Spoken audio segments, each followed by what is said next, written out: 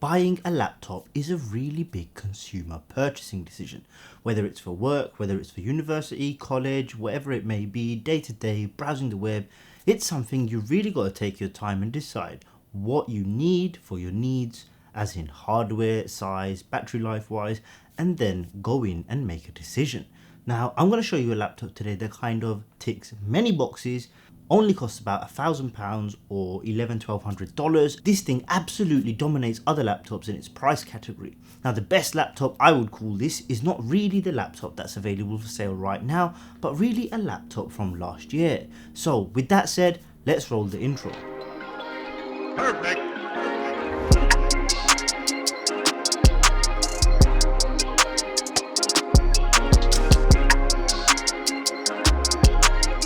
So at this point I thought I'll show you this fancy unboxing experience. Look at mine, it came with 3 fingerprints and smudges. Not really, it's not a true unboxing, but nonetheless I thought it would be important to show you this fancy style of packaging Razer incorporates. It does feel somewhat Apple-esque, but only a little bit better with these funkier black and green colours. And you get these little sticker pack and a little wipey cloth to get rid of those fingerprints, because there's so many of them.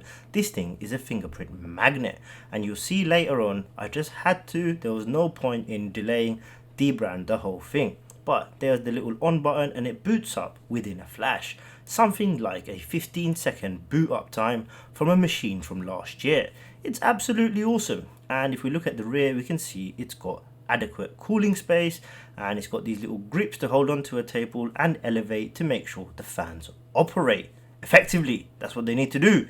The Razer Blade 15, this is the base model. What do you lose out from the other model? Well, you lose out on a 1080p 144Hz display. If you primarily game on this, you might suffer, but a 1060 Max-Q design is going to give you somewhere between 60 to 90 FPS maxed out on most titles. So that refresh rate is something that you might be missing out on, but 60 FPS, if you're only going to be gaming on a laptop, then this isn't really going to be for you. But you could always output through a bigger display, kind of like what a lot of people do, and still get that max refresh rate through the display port. Connectivity wise, this thing has a plethora of options, and you know what? I hope you really like this kind of snake dragon skin that I got from dbrand, who is not the channel sponsor, which I wish they was, because then that means I would get some money for this. But putting that aside, connectivity wise, this thing has heaps of connectivity. 3 full-size USB A ports, HDMI port, display port, USB-C port, power port, a full-size Ethernet port. I mean, that's just awesome. As well as a mic and headphone jack. So you might think this thing is nothing special, and you know what, I might forgive you for that. But for £1,100, £1,200, something that's not too big, it is a bit chunkier than Apple's offerings, but with the new 16-inch MacBook Pro, which is only 0.4 inches bigger than this, because this is 15.6 inches, you're starting to see Apple use some common sense, because they've slightly gone thicker. And whereas this thing is already a bit thicker from the start, has adequate cooling, all you have to do is change out the paste if you're a bit of an enthusiast, sort of that top 5% chaser. I changed out the thermal paste just for some thermal grizzly cryonaut, not liquid metal, just because this is meant to be used forever by my wife. And I have to say, I dropped about 3-4 degrees under max load, and that still makes a substantial difference to how much the fans will have to kick in and when they will have to kick in. Looking at the internals, here's just a picture. Had to buy this stupid little set to open these screws, T5, link it down below.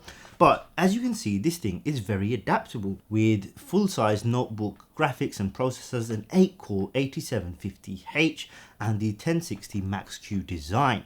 Moving down, you can also see that it has a full 2.5-inch mobile HDD or SSD mount. This is where you give up some of the battery, because on the bigger model you don't have this 2.5-inch drive, you have a bit of extra battery. So you have 80 watt hours in the bigger model, which is the non-base premium model, but this is called the base model. But they're pretty much bloody full bananas whether you're looking at this, the base model, or the other model. Now, what I do like about this model, which are not many laptops of this size, this profile, this thinness, this portability give you, is the fact that you can have expandable storage, and a lot of it.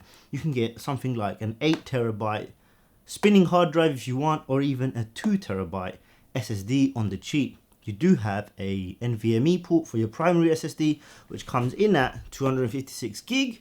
However, you can get them up to 1TB for roughly £100, especially around now, Black Friday times. You can kit this thing out, as well as expanding that RAM.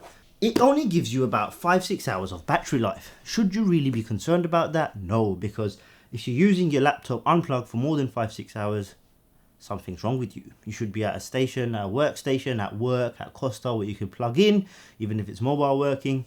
But 5-6 hours for browsing, emails, word processing is plenty for most people, especially me. Now, I did try use this as a power user, and we're going to see in a few moments how this thing really stacks up. And that moment is now. The multi-core score has already been completed with a score of 968 on this Cinebench R15.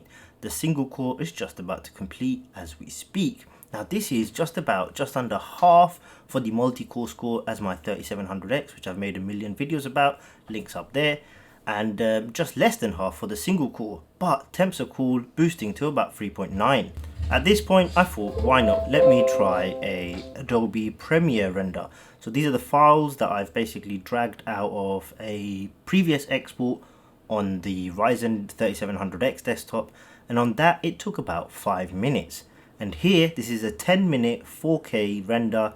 We'll see how long it really takes with some magic of video editing, speeding up as we go along.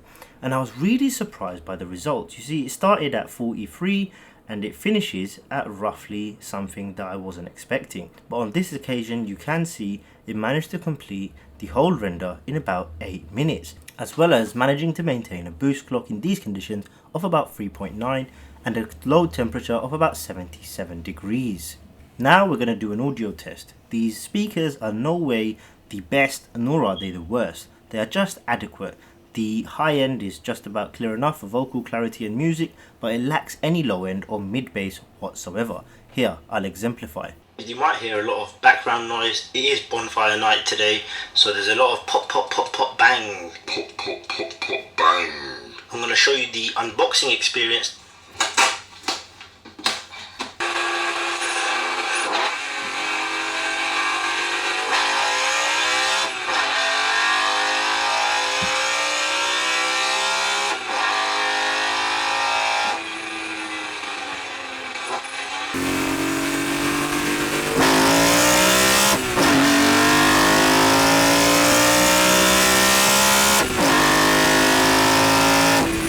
Now we're going to try some gaming on my wife's cute little desk setup. As you can see here, she's got a little chi-chi and a bell to get on my nerves.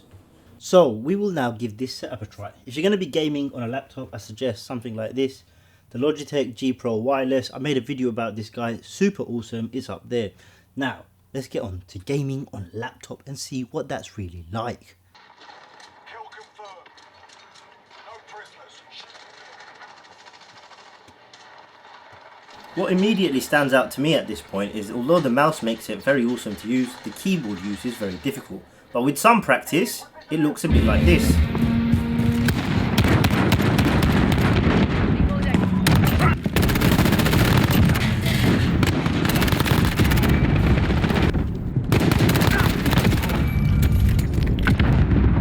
Get ready, we're about to move.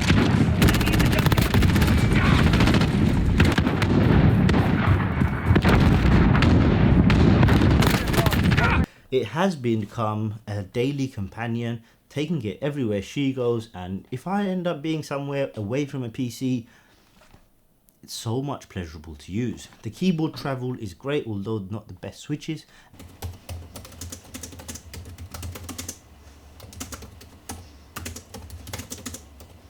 And Razer are moving to optical switches in their newer lineup, but the flexibility you have with this guy, the power output you have with this guy, the all metal build, why would you not buy this? The power brick is a bit large. This is something that can be off-putting for a lot of people, but it takes 180 watts, so it has to be a bit large. And unfortunately, USB-C in its current form still can only provide 100 watts.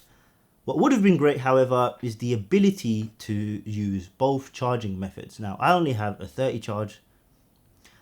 watt charger to hand. Have I had a 60 watt or 100 watt charger to hand, maybe it could have accepted charge through the USB port, and having this dual charge option would have made this thing really flexible. Although you are able to edit or play games on the go, it only will allow you to do this on the max sort of performance modes for about 2 to 2.5 hours. That might be lacking for a lot of people, especially for a 5 to 10 minute premiere clip. You might just be pushing it a little. However, if you was able to take dual power options, you could carry a 60 watt or 100 watt USB-C charger like the ones that comes with the MacBook Pro and keep it topped up. So you won't be able to get unlimited use out of it because the battery will be draining more than the power is able to be provided via the USB-C. However, it will slow things down and you might be able to get 4 or 5 hours on USB-C plugged in, which means, what does that mean? That means you have more flexibility options, charging options on the go. You might not have to live with carrying the massive Molex brick everywhere you go. The real thing comes down to the display is more than adequate for many people's needs. The portability factor again is absolutely great. 15-inch laptops have come a long way in the last few years. The keyboard has about 1mm travel more than what you're used to on like MacBook chiclet builds, although they have fixed it now, only time will tell. The connectivity options are to die for, although why did you leave out the SD card, Razer? That's kind of just like saying we can give you everything, but we won't. The battery life, again, is more than acceptable for the performance this guy offers and the sort of hardware that it includes. Should you buy this? Damn yeah, you should damn buy this. Why not? At £1,000 roughly, $1,200 roughly, what else can you get that will beat it? And I'm sure there are some, but nothing that looks as pretty as this, as complete as this, with this many options. If you have any other better options for about $1,000 to $1,200, pounds, whatever it may be for you, hit me up in the comments below. And I will catch you guys in the next video. Peace. Perfect.